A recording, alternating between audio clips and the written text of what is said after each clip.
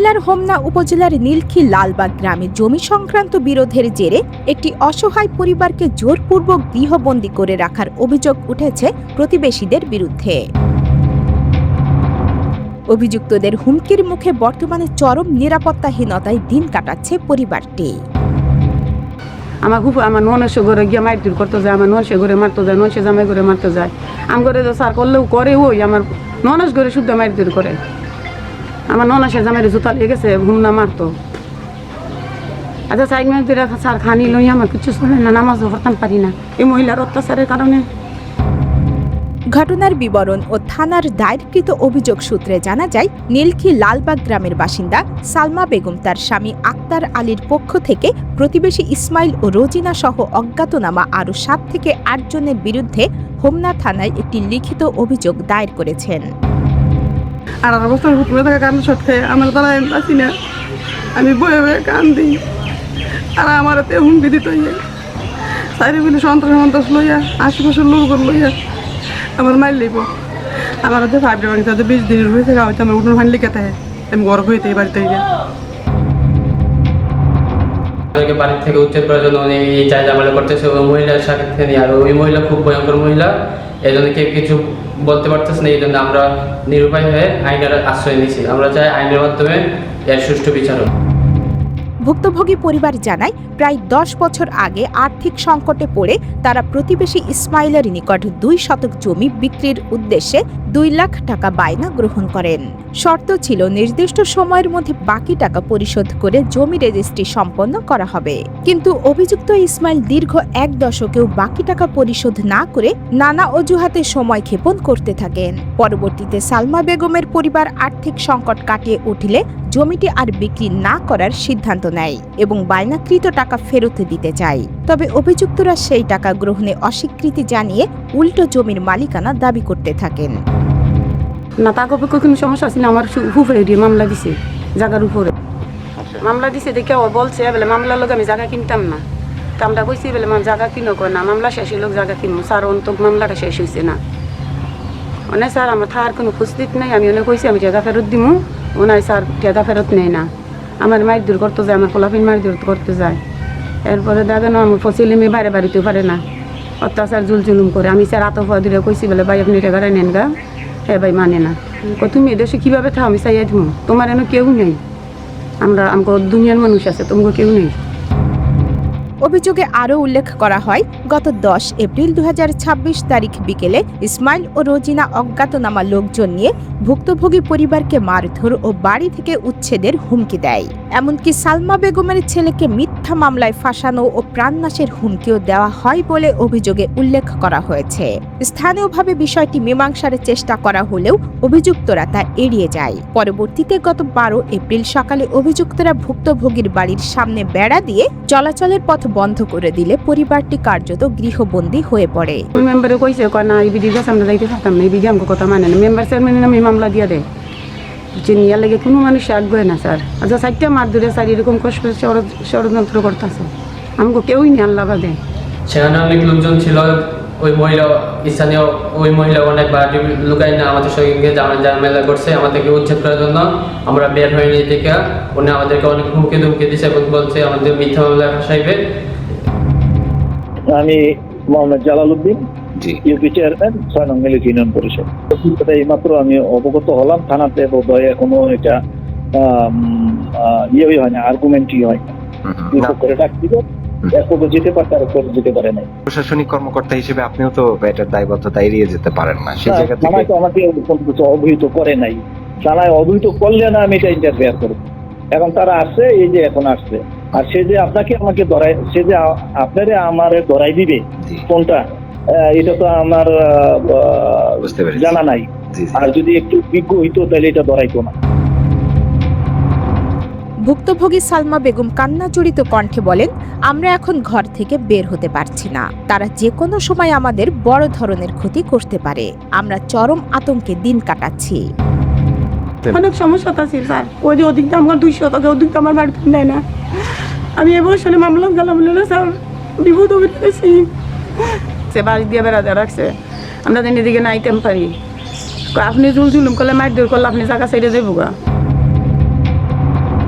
মানে টাকা নিয়েছিল, সমস্যা ছিল এর কারণে। পরবর্তীতে আর আমরা ছিলাম না এখানে, তখন আমরা অনেকবার ওনাকে বলছি যে আপনি আপনার জায়গা নিয়ে যান, তো উনি নিতে রাজি হয় নাই।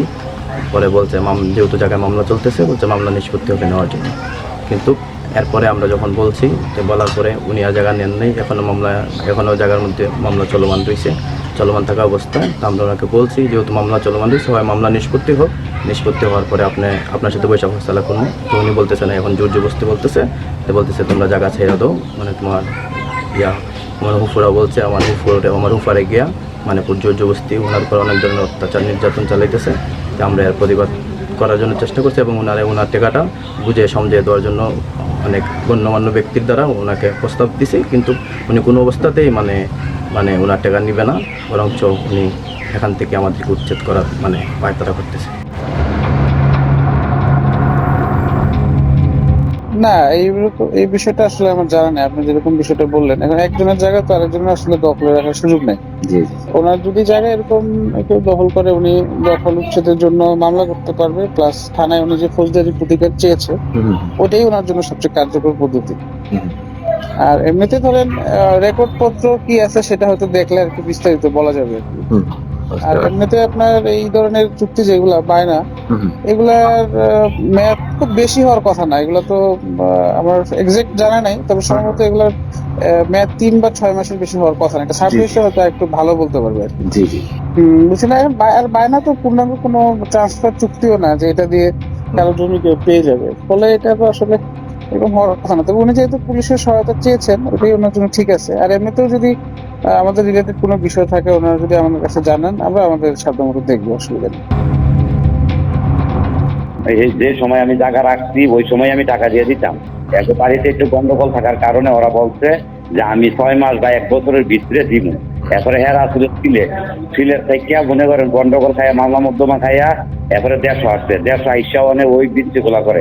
আমি কিরকম মানুষ, আপনার দেশের মধ্যে আরো লোকজন আছে, গ্রামের ইউপি চেয়ারম্যান আছে, মেম্বার আছে, পর্দাইনা আছে, একবার কাছে জিজ্ঞাসা করেন। আমি এতদিন সরাইয়া দিয়ে রাখছি, চলছে মনে করেন যে আমার পুরা বাড়ি।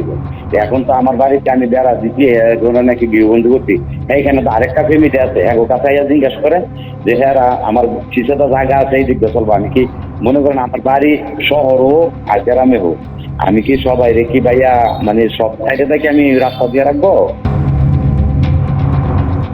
তারা নিজে সই দিয়েছে, পরে চেয়ারম্যানে মেম্বারে গ্রামের পঞ্চায়েত স্কুলে বেড়া দিয়েছে। দেওয়ার পর তার হ্যাঁ যে গ্যাস সেটিয়া লইয়া 6 বছর আর দিন খবর নাই। এরপর তো ঘুরা হয়ে গেল সিলেট, যেটা রাস্তা লইয়া গেছে 6 বছর, আর যে ব্যক্তি দিয়েছে হ্যাঁ তো স্যার বিদেশ করে সেদের তাই নাসির ভাই ছিল। ওরা আমার পরিচিত লোকই। নাসির ভাই আসছিল, আসার পরে নাসির ভাই তদন্ত করে গেছে। নাসির ভাই 3-4 বার ডেট দিচ্ছে, ওরা বসে না। লাস্টে নাসির ভাই ওসিরে বলতে ভাই দিয়েছে স্যার এই ব্যাপার, তো ওসি স্যার বলছে যে ঠিক আছে ওরা দিয়ে ডাকা, অন্য কথা শুনি, ও তারা যায় না। লাস্টে আবার অভিযোগ করছে, এরও আসছে, ঠিক আছে। সবাই বলছেন স্যার এটা ভুল। ইসমাইলের বউ টাকা নিয়েছে 1 বছর আগে। একটা মানুষ 10 বছর আগে 7 ভরে স্বর্ণ বেচে স্যার টাকাটা দিয়েছে, ওরা কাছে টাকা ছিল না। এটা বলছে, এরাও কইছে যে হ্যাঁ সিটিং, এরাও বললে গেছে যে হ্যাঁ সিটিং। আইন তো আপনার আমার উঠবে না, হয়তো আইন চুরি করে বা টাকা দিয়া ঘুষ দিয়া করানি করতে স্যার সত্য না করবে স্যার, একবার প্রকাশ পায়। তারাও তো অস্বীকার করছে না যে আপনারা বায়না দেন নাই। আপনি তো বায়না দিয়েছেন, কিন্তু ব্যাপারটা হলো যে বায়না দেওয়ার পরে তো 10 বছর যাবত আপনি টাকা পরিশোধ করেন নাই, পুরো টাকা। না ওদের টাকা হাত আছে। আমি এমন স্যার বলতে বলেন স্যার, আমি এক ধরনের মানুষ, আমি 10 টাকা ঘুষও খাই না। আর আমি যদি ন্যায় করি তাহলে আমার বাসার কোনো বইয়া করি, আমি আমার জনতা বাসারই আমি অন্যায় করলে আমি ছাড়ি না। আমার দেশের জায়গায় অনেক কাছে আমার বিরত, কারণ যারা স্যার ঘুষ খায় তারা আমার এখন ঘুষ খাইতে পারে না, সেরা আসলে আমার বিরত করে। আপনি আমার নীতিটা যারা আমি সাহসল্য বই এখন বলছে রুজি না কিরকম। আমি স্যার গরিবের উদ্যোগ না, তুমি নীতি নিয়ে চলো, তুমি ন্যায়ের মধ্যে চলো, তোমার সাহায্য করবো যে কোনো লোকই। তাহলে তুমি একটা গরিব হইয়া একটা অন্যায় ভাবে কোনো জুলুম করবে না। ইসলামটা বৈধ না অবৈধ, এটা আইন বুঝবো, জজ বুঝবো। তাহলে আপনি বললো কোনো তো না, আমি বললো কোনো, তখন কি চলবো ভার পাইবো? তখন দেখে ভার পাইতো না, যেহেতু স্টেপের মধ্যে সই আছে, 3 বছরেরই সই আছে। এ বিষয়ে হোমনা থানা পুলিশ জানায় লিখিত অভিযোগটি গ্রহণ করা হয়েছে এবং বিষয়টি তদন্ত করে দ্রুত আইনগত ব্যবস্থা নেওয়ার প্রক্রিয়া চলছে। অভিভাবকরা দুটো অভিযোগ দিয়েছিল, আমাদের সাব ইন্সপেক্টর মির হোসেন গেছিল। এখানে মূল বিষয় হচ্ছে যে ওই যে সালমা আক্তারের স্বামী আক্তার প্রায় 10-15 বছর আগে 2 লাখ টাকা দিয়ে একটা জায়গায় ইসমাইলের কাছে 2টি জায়গা বিক্রি করছিল, দলিল দেয় নাই, মানে 2 লাখ টাকা নিছিল আর কি দলিল। পরবর্তীতে ওই আক্তারের বোনেরা বাটোয়ারা মামলা করছে। বাটোয়ারা মামলা করলে এখন ওই যে ইসমাইল তার জায়গা চাই, এদিক দিয়ে এটা তো বাটোয়ারা মামলা চলতেছে। তো বিষয়টা ভূমি সংক্রান্ত, তো ওদেরকে বলা হয়েছে যে যেহেতু এটা বিষয়টা ভূমি সংক্রান্ত আপনারা মানে বিজ্ঞতা আশ্রয় নেন অথবা সামাজিকভাবে শেষ করেন। একটা বিষয় হচ্ছে যে জায়গা জমি সংক্রান্ত বিষয়গুলো যে ওনারা যদি আমাদের কাছে, আমরা তো যদি রাইট নেই যে তাদেরকে বৈশাখ এটা সমাধান করা, তারপরে ওনারা যদি বলে যে না আমরা একটু দেখেন, তাহলে অবশ্যই আমি দেখবো। তাও কিন্তু দুই পক্ষের কিন্তু সম্মতি থাকতে হবে। বলি যদি হুমকি দামকি থাকে তাহলে অবশ্যই আপনি তাদেরকে বললেন আমার কাছে জিডি করতে। ক্রিমিনাল কেস হলে অবশ্যই আমরা দেখবো। এই যে এখন বললেন যে হুমকি দামকি বিষয়টা, উনি যদি বলে যে না আমাকে এই বিষয় নিয়ে হুমকি দামকি দিচ্ছে, আমি 100% জিডি করে কোর্টে পাঠাবো। স্থানীয় সচেতন মহল অসহায় পরিবারটির নিরাপত্তা নিশ্চিত করতে প্রশাসনের দ্রুত হস্তক্ষেপ কামনা করেছেন।